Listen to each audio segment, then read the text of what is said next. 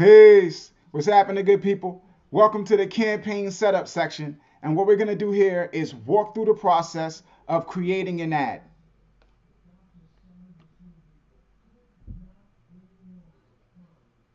right?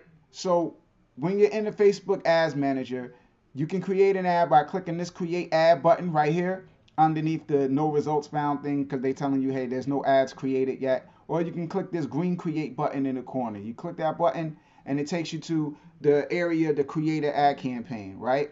And what you see here are marketing objectives, right? Marketing objectives, which basically is they're asking you, what is the goal of your campaign? What are you identifying as success for your campaign? Do you want awareness? Do you want your campaign to reach more people, right? Where you just are concerned about how many people see it and you're not as concerned about direct responses, like you are not really looking for people to go to Spotify and listen or go to Apple Music and buy and stream or iTunes and buy. You just want to know that people are that you're being seen, visibility. That's the awareness goal, is visibility, right? And they allow you to optimize for brand within awareness is brand awareness, which basically means you're optimizing to have your campaign, have your ad show more often, where it's not necessarily focused on reaching the most people, but showing a lot of times. And then you have reach, which is focused on making sure you reach the most people. So this brand awareness is more about impressions, right? How many times your ad appears. You want your ad to appear a whole bunch of times. Reach is making sure your ad shows to a lot of individual people, because with brand awareness the ad can appear a lot, but it might appear multiple times to the same user. If you optimize for reach, then your ad will appear a lot, but it'll appear to individual users. So you could have your ad seen by more people if you optimize for reach. And with brand awareness, you can have your ad show more times, but to less people, because it's showing multiple times per person that sees it, right? And then you got the consideration aspect, which is not really it's a response, but not a response in the way of a goal, right? It's not having somebody buy something or sign up for anything. It's just somebody taking actions that would imply that they have a certain level of interest, right? So they have traffic, which is basically link clicks, people that click the link to go to your website or something like that, but they might not land on your website. They just click the link to get there, right? Engagement, they like, they comment, they share, things like that, man. This doesn't really apply. App installs, video views, you can optimize for that too, to make sure your ad to make sure that your ad is like this is a way of kind of augmenting awareness, like making sure that you're getting something for your money. Like if you want to expose your brand, but you just don't want to pay to be seen. You want to make sure that people are taking some type of action, because impressions and reach doesn't mean that people like what they're seeing. So if you want to get an idea of how people feel about what they're seeing, then you would go to the consideration phase. And if people are clicking the link, then that means that the ad made an impression on them for them to want to know more information. So that's why they would click the link. If people engage, then the ad made an impression on them and made them like or comment or share or whatever have you. When you know that ad made an impression. If people click if people click the play button, or if people let the video play for a certain duration, take certain actions on the video, then that person, responded to that ad in a certain way. Lead generation, that's when somebody signs up for something. They give you an email address or something like that. It's almost like a conversion to some extent, depending on how you want to classify it, right? But in the messages is having a ad campaign optimized for people to message you on Facebook Messenger to say whatever you want them to say, and you set that campaign up like for that, right? Now these options, or this option specifically, traffic, all you really need is your link, your URL, right? And if you have your URL, they count a click, and that's that. Now a click is not a landing page view. There's a differentiation between the two, right? Because people can click a link on Facebook, and sometimes Facebook has some like almost like a intermediary page that pops up between them leaving Facebook and getting to your site that says, hey, you're about to be taken off of Facebook, or you're about to be taken off of Instagram and sent someplace else, and allows the user to go back to Facebook or Instagram. And yeah, that's a click on the link. They clicked on the link, but then they got to that intermediate page and then they bounced back. So they never made their way to your website. And if you optimize your campaign for traffic, then it's just going to count the fact that those people clicked the link, and it's going to show it more to those people who are not necessarily making it to your website. And you want the people who go to your website. So in order to do that, you would have to optimize for landing page views, not link clicks. So it's a difference, with those things, right? And engagement also, people can take actions, they can like, they can comment, they can share, and they might not click, especially if you have a video, a full length video up there, you're advertising a full length video, or you're advertising a video that has a lot, like a clip that people respond to, because sometimes people will watch the clip and be like, oh, this is hot, and they'll comment and have something to say about it, and they'll like it, but they'll never follow through, and they won't go to your smart page or your website and take certain actions that you want them to take. And that's not what you want. You want them to take those actions, and you want your ad to show more to the people that take those actions. So you don't really want just people that just engage, unless that is what you want. If you want engagement, then that's what you optimize for. But if you want results, in the way of, visits to your smart page and clicks to Spotify and Apple Music or sales or something like that, then that's not what you want. If you are optimizing a campaign for results in the way of the clicks to Spotify and Apple Music and generating streams and sales, then you are looking at conversions, right? And you want to optimize your campaign for conversions. Now, this stuff in conversions with catalog sales and store visits and stuff, this is not really something that applies to you unless you are selling like a product line on Facebook, which you're probably not, because we're just focusing on music here. So you click this conversion option, right? And you scroll down and they want you to name the conversion. So if you want to optimize your campaign for, let's say, hits to the homepage, let's keep it simple. You say homepage, right? Now you see here they got this create split testing and budget optimization and all of this different stuff. Now your campaign is segmented into different sections, right? You have your campaign, which is like the apartment building. Then you have your ad sets, which are like the apartments in each building, right? Then you have your ads, which are like rooms in each apartment, right? Now your budget optimization takes a look at your ad sets, right? And you have, let's say you set a budget of $100 and you have multiple ad sets. You don't know who your target audience is. You're targeting different audiences. You have 3 ad sets set up, right? You don't know which one is going to be the best performing one. With your budget optimized, they'll push more money to the campaign, to the ad set rather, that performs best, and less money to the ones that don't perform as well.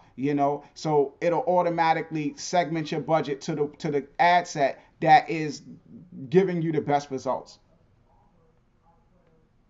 Right? So we go to create this optimized campaign, right? Or this conversion optimized campaign. And you see they ask you to name your ad set, right? Now, when you name in your ad sets, you want to give it a descriptive name, right? Something that speaks to what the ad set is set up for. Because in this ad set area, what you're doing is identifying target groups, right? Like who you think is going to respond to your ad. So if you're advertising and you think, okay, cool, well, I think my music works well with pop, hip hop artists like a Drake and a Nicki Minaj and stuff like that, and you will have that target group. But you also think your music will work well with pop artists like Taylor Swift and Selena Gomez. So you would have different ad sets set up. You would have an ad set up for Drake and Nicki Minaj, and then you would have another ad set up for Selena Gomez and Taylor Swift. Right? And those 2 ad sets will kind of compete against each other if you got your budget optimized, or they'll just run for whatever, like they'll just split your budget in half evenly and run, and you'll have to like keep track of it. But the bottom line is you want to make sure you identify these ad sets correctly by name. So if you have an ad set for Drake, you would say Drake, and that would allow you to identify when you're looking at your stats, oh, that's the Drake ad set, and you can easily, know what you're seeing results for, rather than having to kind of scratch your head and be like, oh, who was I targeting again? And having to go into the actual campaign to see who you targeted, right? Now, this is where the Facebook tracking pixel thing come in play. You see how it's asking us, please select the conversion event. It wants you to state to put an event. Now, if we had the Facebook tracking pixel installed, which I did not, I just set it up. But you see, they already got the automatic events that they already have that we looked at in the event tracking, in the event tracking thing, right? Where they got view content, search, add to cart, add to wish list, stuff like that. And these things are particular to if you have an e-commerce website, or something of that nature. Now, if you have your website set, if you have your Facebook tracking pixel set up, then it's just going to automatically, be optimized to show to more people who visit your website, unless you identify a specific event, where you say, okay, yeah, I want people who take a certain action on my website, then it'll optimize for that. But if not, then it'll just optimize for website hits, but you still need a tracking pixel to even do that, okay?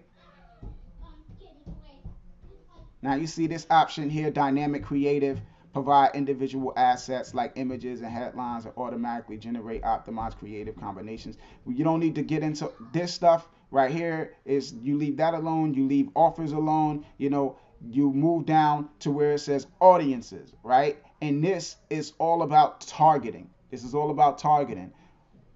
Who's going to be the people that respond to your ad?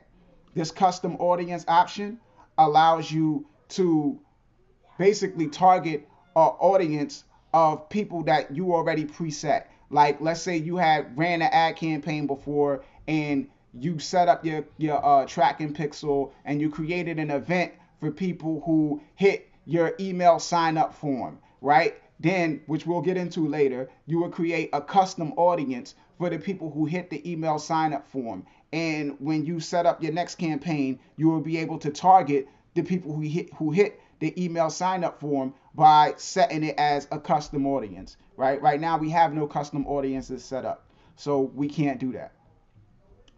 You got the locations.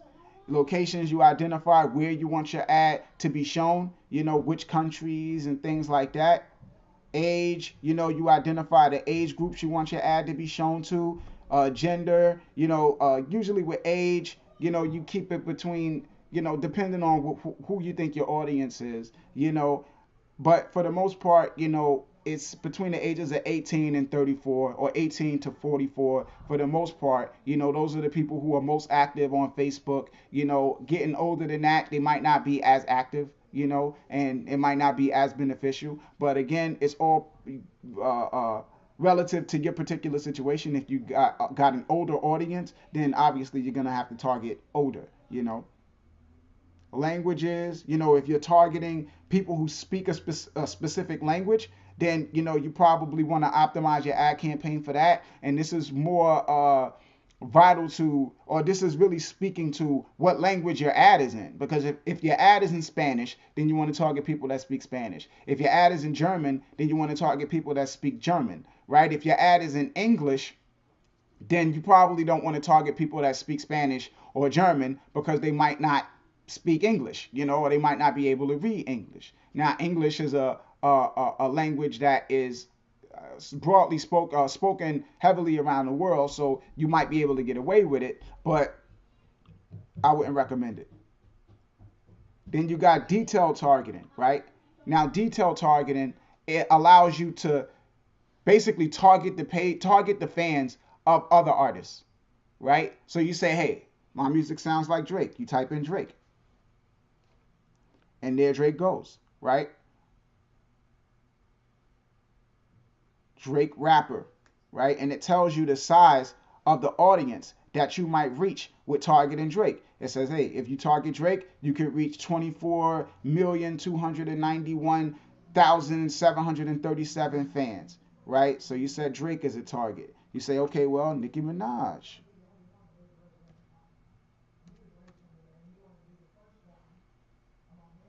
right? You target her, right? And they tell you, hey, 23,443,909 people you could potentially reach, right?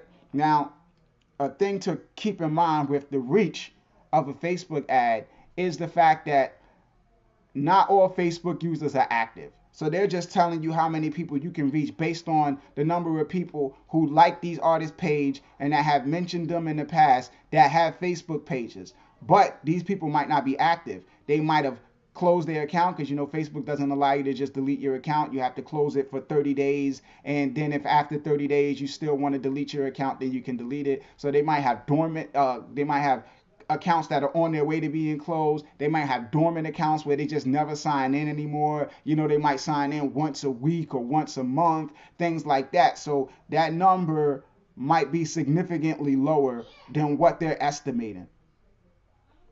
Now you see this sidebar where it says audience size, right? And they tell you whether you're targeting an audience that's very specific or whether you're targeting broad. Right now we're in the middle, so we're in between specific and broad. And why that matters is if you are targeting a smaller group of people, then your ad is going to show less, and that means that it's probably going to have to perform exceptionally well for you to get results because there's not a lot of people to respond to it. The broader you target, the more people you reach. So you ideally want to be in the middle or more on the broad section, but with a campaign that's focused to target audience of people you think are going to respond. You want to be more on the specific end when you are targeting people who basically a pre-existing audience, fans who have already engaged with you, and then you're just basically re-engaging them and trying to get them to take more valuable actions. That's when you would target specific. Now they allow you to exclude people or narrow your audience where if you don't want fans of a certain artist to see your ad, you can do that. If you don't want people in certain locations to see your ad, you can do that. If you don't want people who visited your website before to see your ad, you can do that. Things of that nature. Connections allows you to restrict your ad from being shown to people who like your Facebook page or friends of people who like your Facebook page, or you can restrict it to showing to those people, to say, hey, only show my ad to people who like my Facebook page, or only show it to the friends of the people who like my Facebook page, So if again you are targeting your pre-existing audience, then these things will come in play, or this thing will come in play, connections. And if you want to restrict your ad from your pre-existing audience, then you would look at something like this. If you don't care, then you skip this. Now they give you the option to save this audience, where all of these configurations that you set up with this targeting, you would save it, give it a name, and the next time you create an ad campaign, all you would have to do is click the custom audiences section, pick the name, right? Go to your custom audiences, pick the name, and then all of this stuff would be pre-populated. It would just already be there, and you wouldn't have to go through the process of setting it all up again. So if you save this if you save this audience, right, then you would be able to implement this at any other time. Now you have placements, right?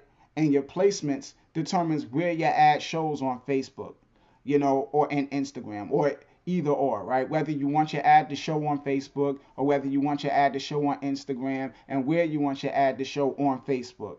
Now let's take a look at these placements, right?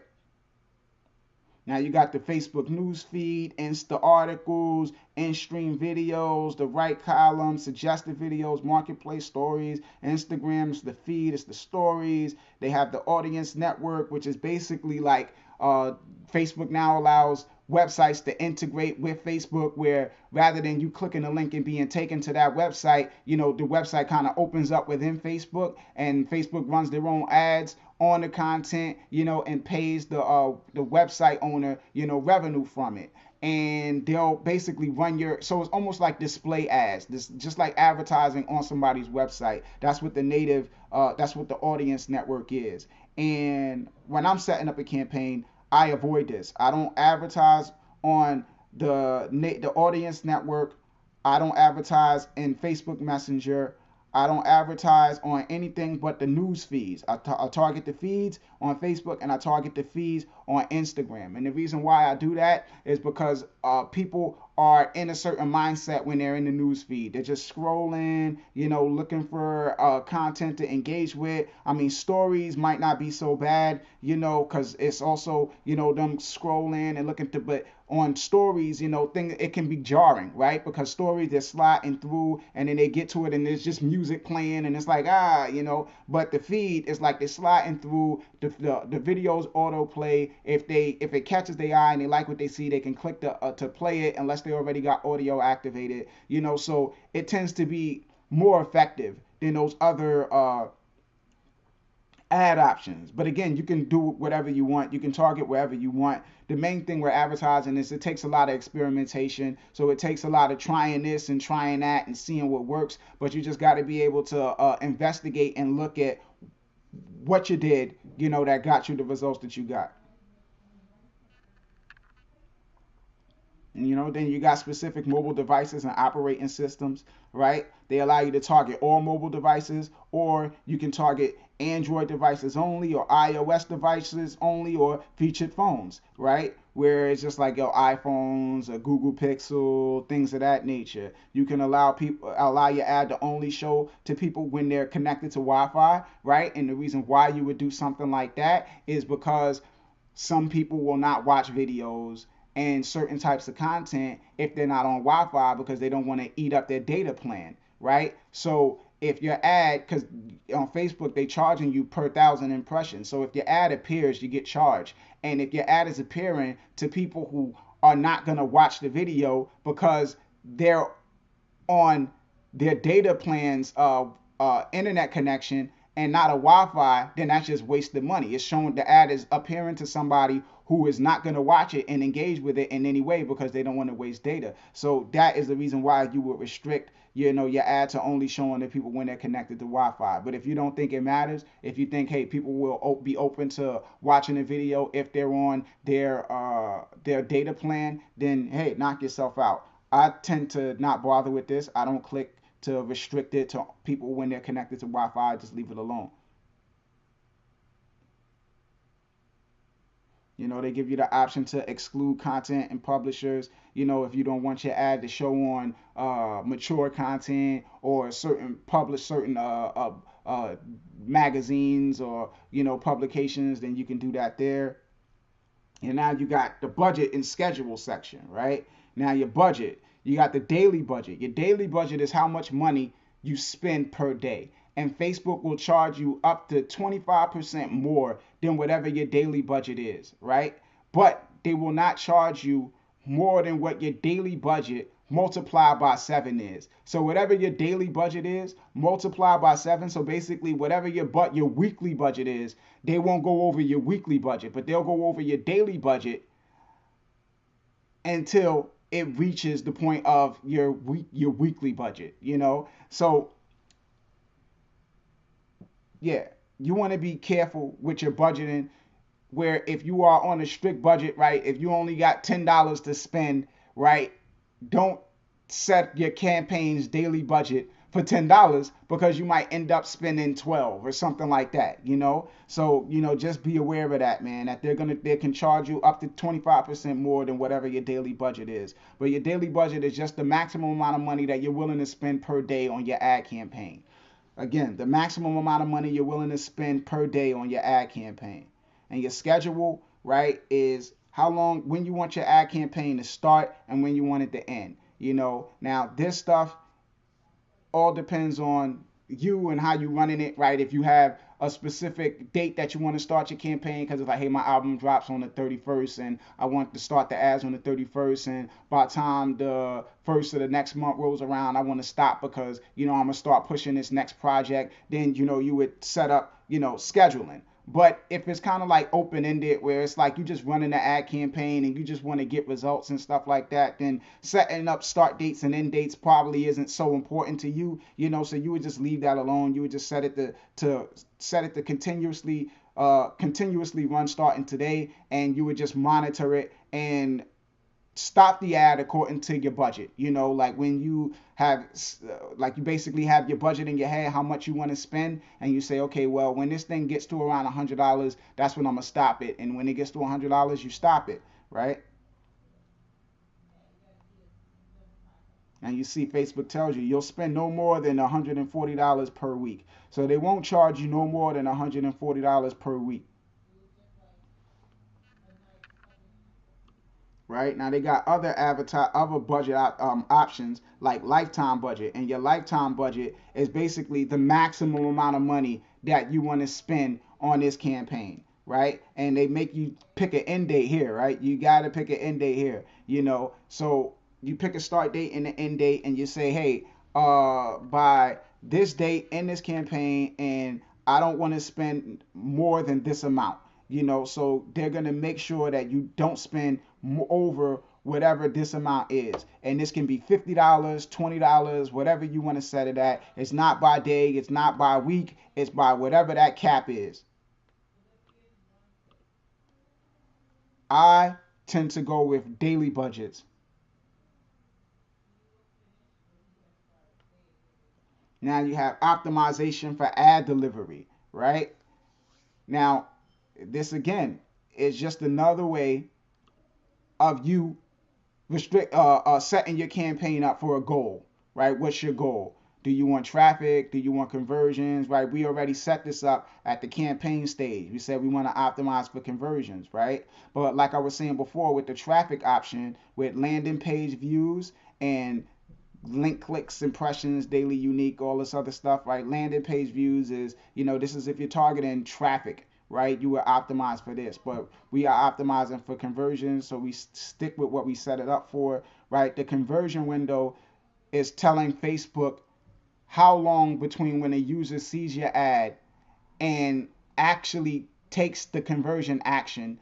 Do you want it to be attributed to the Facebook ad, right? So right here it says 7 days. So if somebody sees your ad and they click your ad and go to your website, but they don't buy anything, and then 7 days later they go back to your website and buy something, then Facebook would say, hey, the ad is responsible for that sale, right? But if somebody clicks your ad, doesn't buy anything, goes to your website, doesn't buy anything, and 30 days pass, and then they go to your website and buy something, then Facebook wouldn't attribute your ad for that sale, you know.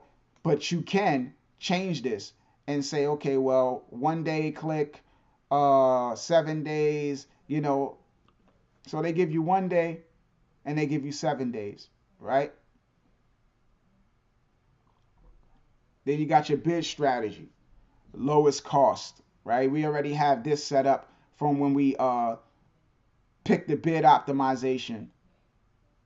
So this is set to basically show the people who are going to cost us the least amount of money, you know. And if you set a bid cap, because this will it'll change basically, pertaining to, because ads show on a, like it's like an auction, right? Where every time a page loads, all the ads compete for placement and they all put in bids, and whatever ad has the highest bid is whatever ad shows. So when you have lowest cost set as your bid strategy, it's gonna try to keep your budget low. It's gonna try to get you placements for the least amount of money.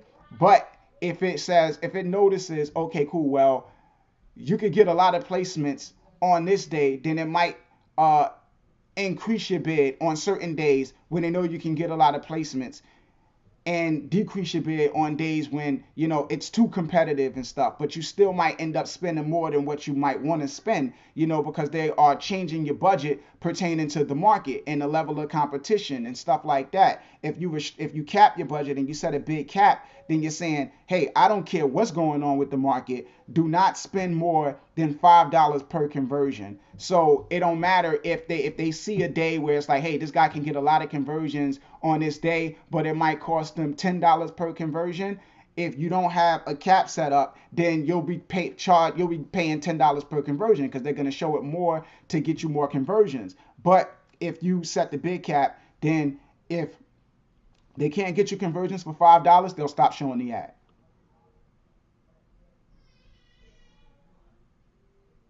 right?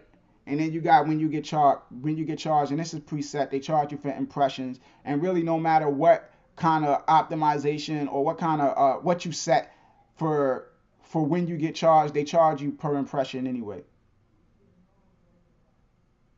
And then you got delivery type, ad scheduling, we went over. You got delivery type that allows you to basically just let your ads run at a normal pace, or to accelerate it and make it run at a faster pace, to have your ads show quicker, right?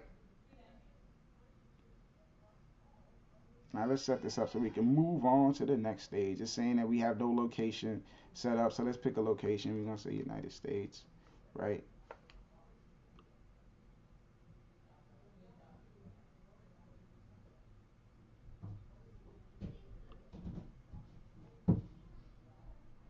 And we continue. You see this thing on the side tells us also estimated daily results. It tells us how many people we might reach on a day to day.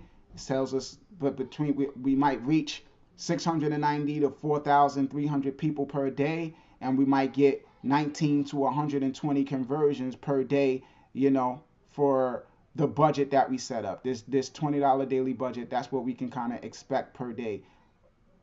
Now, this is not telling you that that's what you're going to get. It's just saying this is what you could possibly get.